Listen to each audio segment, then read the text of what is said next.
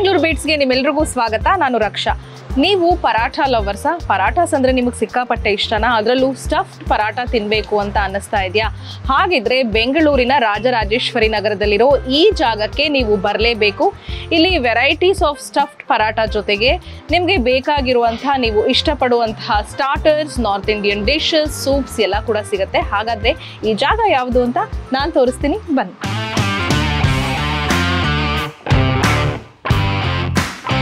Sir, ನೀವು ಎಷ್ಟನೇ ಸಲ ಈ ಗ್ರ್ಯಾಂಡ್ ದೇಸಿ ಪರಾಠಗೆ ವಿಸಿಟ್ ಮಾಡಿರೋದು?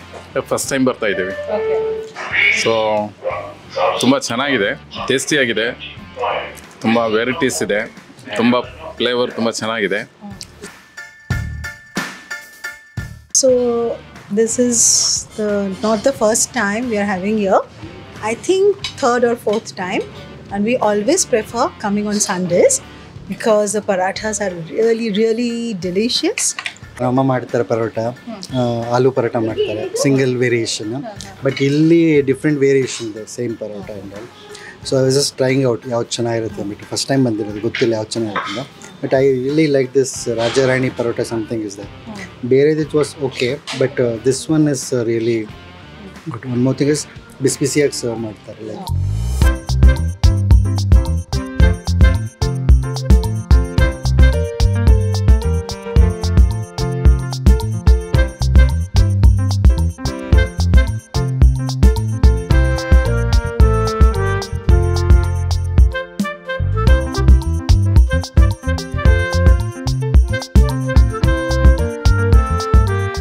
ಸೊ ನನಗೀಗ ಬಿಸಿಯಾಗಿರೋ ಪರಾಟನ ಸರ್ವ್ ಮಾಡಿದ್ದಾರೆ.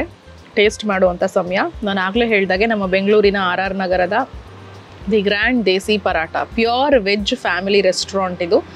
ಸೊ ಇಲ್ಲಿ ವಿಶೇಷವಾಗಿ ಅವ್ರು ಮಾಡೋದು ಅಂದರೆ ರಾಜಾರಾಣಿ ಪರಾಟ ಅಂತೆ. ಸೊ ಅದನ್ನೇ ನನಗೆ ಸರ್ವ್ ಮಾಡಿದ್ದಾರೆ. ತುಂಬ ಜನ ಇಲ್ಲಿ ಇಷ್ಟಪಟ್ಟು ತಿನ್ನೋದು, ತುಂಬ ಡಿಮ್ಯಾಂಡ್ ಇರುವಂಥದ್ದು.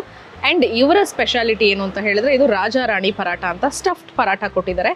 ಸೊ ಇದನ್ನು ಟೇಸ್ಟ್ ಮಾಡಿ ನೋಡ್ತೀನಿ ಇವಾಗ ಹೇಗಿದೆ ಅಂತ.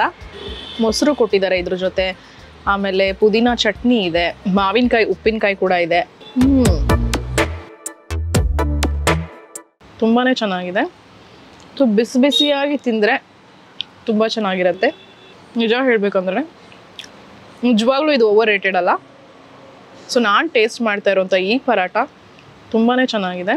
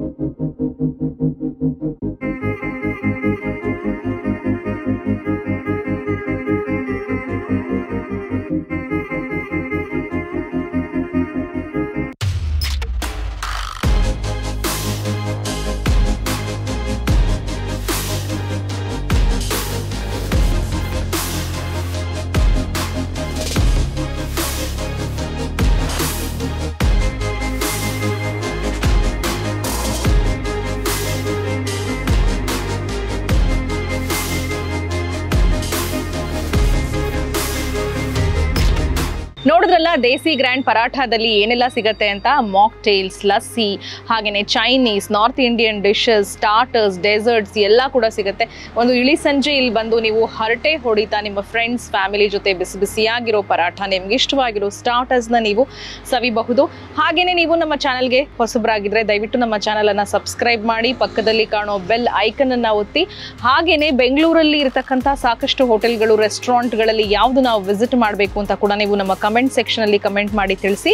ಮುಂದಿನ ವಿಡಿಯೋಗಾಗಿ ಕಾಯ್ತಾ ಇರಿ.